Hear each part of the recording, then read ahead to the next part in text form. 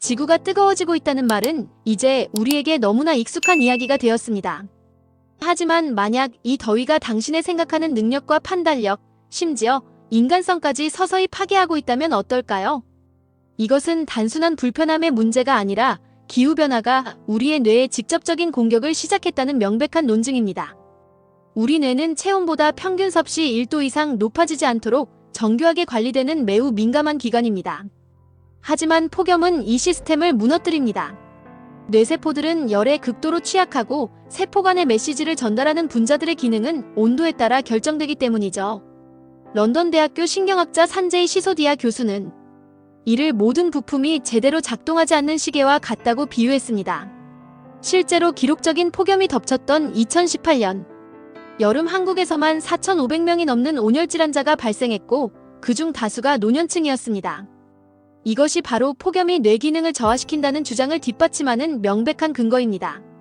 이러한 뇌의 과열은 구체적으로 어떤 비극을 낳고 있을까요? 서울의 한쪽 방촌에 홀로 거주하시는 어르신의 여름은 생존을 위한 전쟁과도 같습니다. 더위는 기존에 앓고 있던 지병을 악화시키고 잠 못 드는 밤을 만들며 인지 능력을 급격히 떨어뜨립니다. 이것은 특정 개인만의 이야기가 아닙니다. 간질, 뇌졸중, 치매, 편두통 같은 수많은 신경질환이 폭염으로 인해 급격히 악화된다는 사실이 속속 밝혀지고 있습니다. 한 연구에 따르면 가장 더운 날에는 허혈성 뇌졸중 사망자가 1000명당 2명씩 추가로 발생합니다. 작은 숫자처럼 보이지만 전 세계적으로 보면 연간 1만 명이 넘는 추가 사망자를 의미할 수 있습니다. 이것은 감정적 호소가 아닌 객관적 증거에 기반한 팩트입니다. 신체적 질병의 악화는 시작에 불과합니다. 더 무서운 점은 신경질환이 없는 건강한 사람도 결코 예외가 아니라는 사실입니다. 폭염은 우리의 의사결정 능력을 흐리게 하고 더 큰 위험을 감수하게 만듭니다.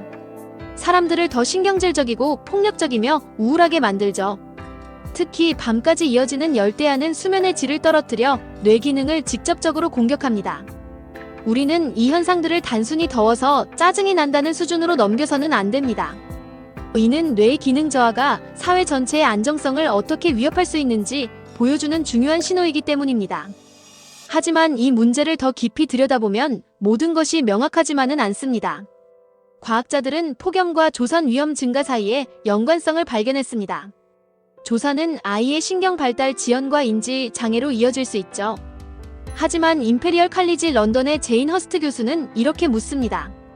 매년 1억 3천만 명의 아기가 태어나고 상당수는 더운 나라에서 태어나는데 왜 모두에게 이런 일이 일어나지는 않는가 하고 말입니다. 누가 왜 더 취약한지, 최대 온도가 문제인지, 폭염의 지속 기간인지, 혹은 야간 온도인지 과학자들은 아직 모든 답을 찾지 못했습니다. 이러한 불확실성이야말로 우리가 이 문제를 더욱 심각하게 받아들여야 하는 이유입니다.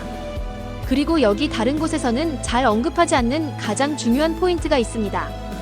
폭염은 뇌를 보호하는 혈내 장벽을 약하게 만들어 독소나 바이러스가 뇌 조직으로 침투할 위험을 높입니다.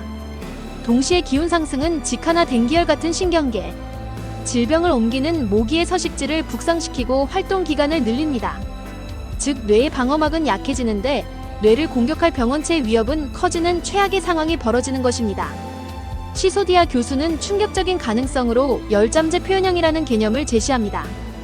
우리 유전자 속에 숨어있던 특정 취약성의 기후변화라는 극단적인 환경 압력에 의해 비로소 겉으로 드러날 수 있다는 것이죠.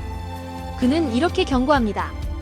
오늘날 우리가 신경질환 환자들에게서 보는 현상은 기후변화가 진행됨에 따라 신경질환이 없는 사람들에게도 해당될 수 있습니다.